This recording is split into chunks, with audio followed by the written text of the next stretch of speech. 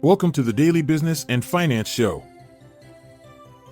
Trump Media reports the sharp revenue drop but narrows its loss thanks to interest gains, while Harley-Davidson plans to review DEI policies following activist pressure. Trump signals openness to decriminalizing marijuana, and Foxconn hires 50,000 Chinese workers for iPhone 16 production. Energy Transfer announces a proposed sale of units by certain holders, and Taiwan Semiconductor's July sales surge nearly 45% amid rising AI chip demand. Intel faces continued struggles after a Moody's downgrade, but the S&P 500's biggest single-day gain shows buying the dip was wise according to GS's FICC and equities. Bitcoin is set for a slight weekly fall, but rebounds back to $60,000 after a shaky start.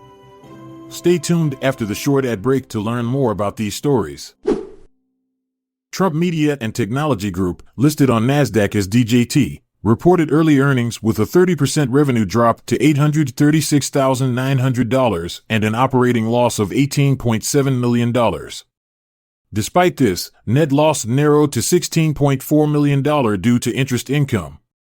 The company highlighted its strong balance sheet with $344 million in cash and no long-term debt. Harley-Davidson is reviewing its corporate policies after filmmaker Robbie Starbuck accused the company of adopting a woke agenda that conflicts with its core customers' values. This backlash has led to a diminished presence at the Sturgis Motorcycle Rally and prompted policy reconsiderations. Harley-Davidson shares are down nearly 2%. Former President Donald Trump expressed support for decriminalizing marijuana, citing its legalization in many states. Speaking at Mar-a-Lago, he noted the inconsistency of jailing people for something now legal.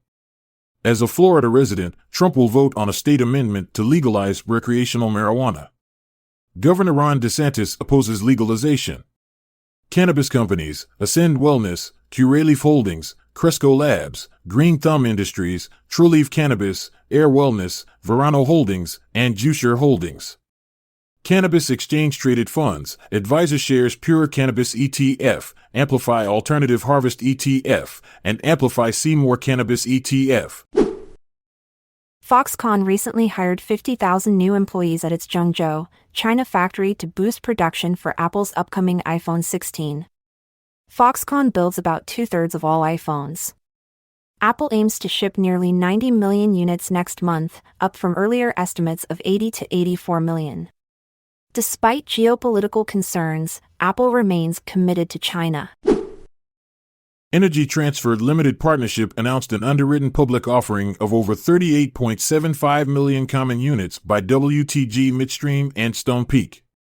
Energy Transfer will not sell any units or receive proceeds. Barclays is the underwriter.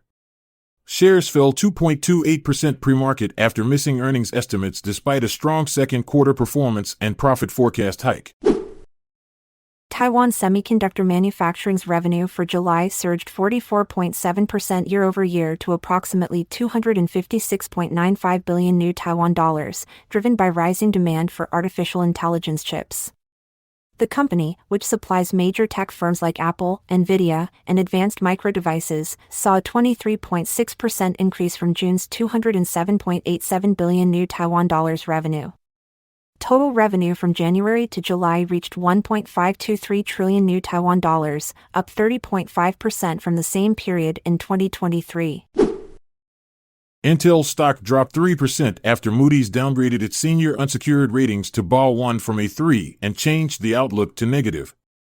Intel shares have fallen over 40% this month due to weaker profitability, higher costs, and market share losses. Shareholders also filed a lawsuit against Intel for misleading information about its foundry business.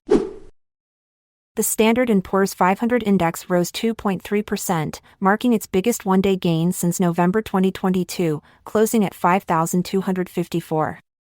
Goldman Sachs notes that $15 billion in expected S&P trades will be halved.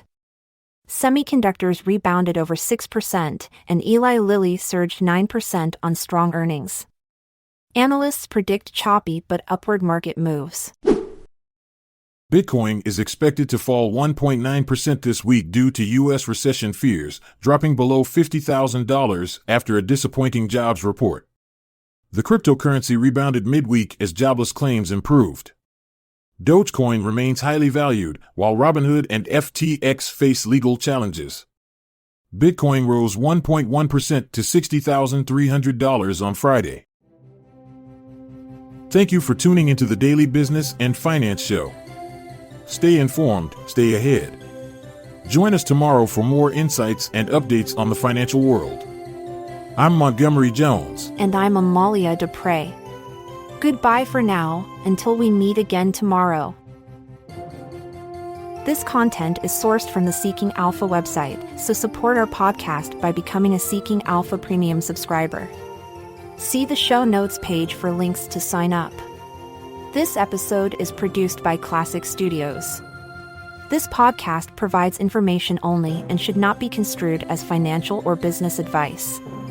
Check out our other podcasts in our network at classicstudios.com.